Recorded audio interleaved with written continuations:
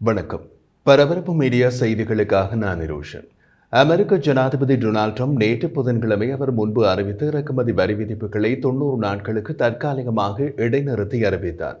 இது அமெரிக்க பங்குச் சந்தையில் மிகப்பெரிய எழுச்சியை ஏற்படுத்தியது. பங்குகளின் விலைகள் மிக வேகமாக உயர்ந்தன. நாம் இப்படி கூறும்போது இது ஏதோ ஒரு சாதாரண விஷயம் போல உங்களுக்கு தோன்றலாம்.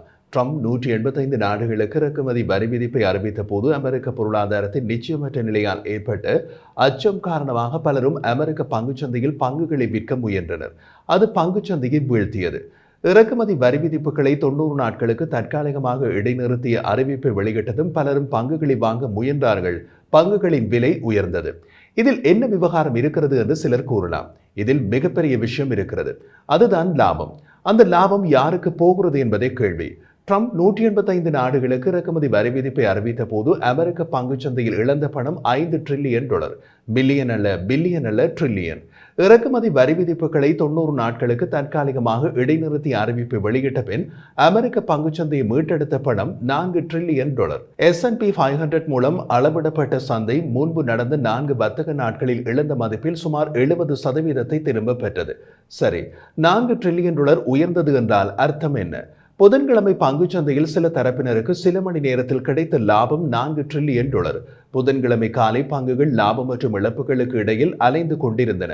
ஆனால் அது சில மணி நேரத்திற்குள் மாறியிருந்தது. இப்போது திரையில் தெரியும் வரைபடத்தை பாருங்கள்.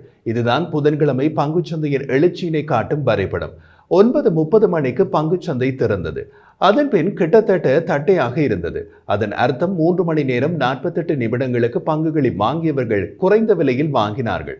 மதியம் 1:18 மணிக்கு ட்ரம்ப் இறக்குமதி வரி விதிப்புகளை 90 நாட்களுக்கு தற்காலிகமாக இடைநிறுத்திய அறிவிப்பு வெளியிட்டார். அதன் பின்னர் விற்பனையான பங்குகள் $4 டிரில்லியன் லாபத்தை ஈட்டிக் கொடுத்தது.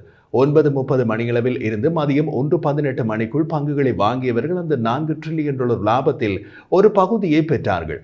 பங்குச்சந்தை திறந்து 37 நிமிடங்களின் பின்னர் காலை 9:37 மணிக்கு ட்ரம்ப் தனது சமூக ஊடக தளமான ட்ரூத் சோஷியலில் ஒரு பதிவினை வெளியிட்டார்.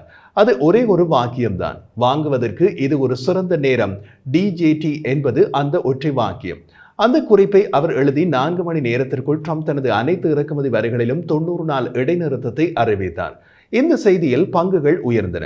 வாங்குவதற்கு இது ஒரு சிறந்த நேரம் என்ற ட்ரம்பின் குறிப்பை இது ஜனாதிபதியின் முன்கூட்டிய அழைப்பு என்று கருதி யாராவது பங்குகளை வாங்கியிருந்தால் அவர்கள் மிகப்பெரிய லாபத்தை அடைந்திருக்கிறார்கள் இல்லையா? வெள்ளை மாளிகையின் முன்னாள் நெறிமுறையின் வழக்கறிஞர் ரிச்சர்ட் பெயிண்டர் இது பற்றி கூறிய போது ட்ரம்ப் இதை விரும்புகிறார். சந்தைகள் மீதான இந்த கட்டுப்பாடை அவர் விரும்புகிறார். ஆனால் அவர் கவனமாக இருக்க வேண்டும் என்று கூறினார்.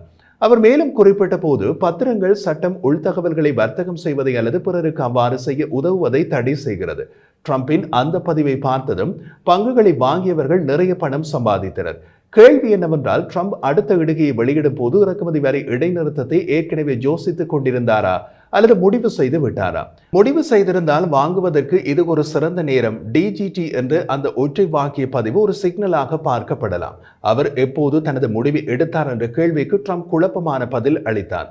என்னை கேட்டால் இன்று காலையில் முடிவு எடுத்தேன் என்று சொல்வேன் என்றார். கடந்த சில நாட்களாக நான் அதை பற்றி யோசித்து வருகிறேன் என்றார். பின்னர் அவர் கூறிய போது இன்று அதிகாலையில் என்றார். மூன்றும் வெவ்வேறு பதில்கள்.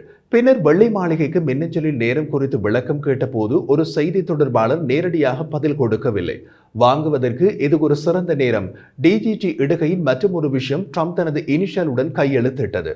ட்ரம்பின் முழு பெயர் டொனால்ட் ஜோன் ட்ரம்ப். அதுவும் DGT என்ற இனிஷியலை குறிக்கிறது. அதே நேரத்தில் DGT வேறு ஒன்றையும் குறிக்கிறது. ஜனாதிபதியின் சமூக ஊடக தளமான ட்ரூத் சோஷியலின் தாய் நிறுவனமான ட்ரம்ப் மீடியா மற்றும் டெக்னாலஜி குழுமத்தில் பங்கு சந்தை சின்னமாகவும் DGT உள்ளது.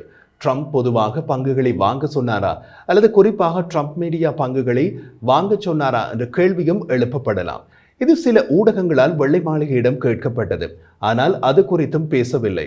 ட்ரம்ப் தனது இடுகைகளில் இடையிடையே DGTயை உள்ளடக்கி இருக்கிறார். பொதுவாக அவர் தனிப்பட்ட முறையில் செய்தியை எழுதியுள்ளார் என்பதை வலியுறுத்துவதற்காக. ட்ரம்ப் எதை குறிப்பிட்டார் என்பது பற்றிய தெளிவின்மை அந்த பங்குக்கு மக்கள் பணத்தை ஊற்றுவதை தடுக்கவில்லை. பங்குச்சந்தை மூடப்பட்ட போது ட்ரம்ப் மீடியா 22.67% வரை உயர்ந்தது. பெரிய அளவிலான சந்தையை விட 2 மடங்கு உயர்ந்தது. கடந்த ஆண்டு 400 மில்லியன் டாலர்களை இழந்த ஒரு நிறுவனத்தின் அதிர்ச்சி கூட்டும் செயல்திறன் இது. இறக்குமதி வரி விதிக்கப்படுமா அல்லது இடைநிறுத்தப்படுமா என்பதன் மூலம் ட்ரம்ப் மீடியா பாதிக்கப்படவில்லை. ட்ரம்ப் மீடியாவில் ட்ரம்பின் 53% உரிமை பங்குகள் இப்போது அவரது மூத்த மகன் டொனால்ட் ட்ரம்ப் ஜூனியரால் கட்டுப்படுத்தப்படும் அறக்கட்டளையால் நிர்வகிக்கப்படுகிறது. இன்று அதன் மதிப்பு 415 மில்லியன் டாலர் உயர்ந்துள்ளது. டெஸ்லா பங்குகளின் புதன்கிழமை எழுச்சி 20 பில்லியன் டாலரை மஸ்கின் அதிர்ஷ்டத்தில் சேர்த்தது. சரி, அமெரிக்க ஜனாதிபதி டொனால்ட் ட்ரம்ப் புதன்கிழமை திடீரென்று அனைத்து பரஸ்பர இறக்குமதி வரிகளிலும் 90 நாள் இடைநிறுத்தத்தை ஏன் அறிவித்தார்? வெள்ளை மாளிகை வாஷிங்டனுடன் ஒப்பந்தங்களை செய்ய விரும்பும் நாடுகளின் அவசரத்தை காரணமாக பரஸ்பர இறக்குமதி வரி இடைநிறுத்தப்பட்டது என்று விளக்கியது. அது உண்மையல்ல என்று நாம் இன்று பரபரப்பு மீடியா யூடியூப் சேனலில் வெளியிட்ட காணொளியில் காரணங்களுடன் எடுத்து காட்டியிருந்தோம். இந்த விஷயத்தை நன்கு அறிந்த 3 பேர் கூறியதாக அமெரிக்க ஊடகம் அசோசியேட்டட் பிரஸ் வெளியிட்ட தகவலில் அமெரிக்க அரசாங்க பத்திரச்சந்தையில் ஏற்பட்ட நெருக்கடியின் அறிகுறிகள் குறித்து கருவூல திணைக்களத்துக்குள் எழுந்த எச்சரிக்கை ஜனாதிபதி டொனால்ட் ட்ரம்ப் தனது பரஸ்பர வரி விதிப்பை இடைநிறுத்த முடிவு செய்ததில் முக்கிய பங்கு வகித்தது என்று குறிப்பிட்டுள்ளது. கருவூல செயலாளர் ஸ்காட் பெசன் அறிவிப்புக்கு முன்பு நடந்த கூட்டத்தில் ட்ரம்பிடம் நேரடியாக இந்த கவலைகளை எழுப்பினார். வெள்ளை மாளிகையின் பொருளாதார அதிகாரிகள் பகிர்ந்து கொண்ட கவலைகளை அடிக்கோடிட்டு காட்டினார். சந்தை கொந்தளிப்பு நிர்வாக அதிகாரிகளையும் சந்தை பங்கேற்பாளர்களையும் அலைக்கழித்துள்ளது. ஏனெனில் இது உலக பொருளாதார நெருக்கடி அல்லது ஏற்ற இறக்கத்தின் தருணங்களில் வரலாற்று ரீதியாக நிகழ்வும் நிகழ்வுகளுக்கு நேர் எதிரானது.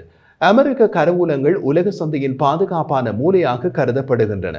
உலக நிதி அமைப்பில் அமெரிக்காவின் ஆதிக்கம் செலுத்தும் பங்கு சொத்து பாதுகாப்பை உறுதி செய்யும் என்ற உறுதியுடன் உலகெங்கிலும் உள்ள முதலீட்டாளர்கள் முதலீடு செய்யும் இடம் அமெரிக்க கருவூலங்கள். ஆனால் அதே நேரத்தில் ட்ரம்பின் இறக்குமதி வரி நீண்டகால அமெரிக்க பாதுகாப்பு மற்றும் பொருளாதார கூட்டணிகளின் நீடித்த தன்மையை கேள்விக்குள்ளாக்கியது. பாதுகாப்பான புகலிட சொத்துக்களின் விரைவான விற்பனை உலக அளவில் அமெரிக்க கருவூலகங்களின் நம்பகத்தன்மையை பாதித்து விடலாம். ட்ரம்ப் தான் பத்திர சந்தையினை பார்த்து கொண்டிருப்பதை ஒப்புக்கொண்டார். வரி விதிப்பு இடைநிறுத்த அறிவிப்புக்கு பின்னர் செய்தியாளர்களிடம் பத்திரச்சந்தை மிகவும் தந்திரமானது என்று கூறினார். அதனால் ட்ரம்பின் முடிவுக்கு அமெரிக்க அரசாங்க பத்திரச்சந்தையில் ஏற்பட்ட நெருக்கடியும் ஒரு காரணமாக இருக்கலாம்.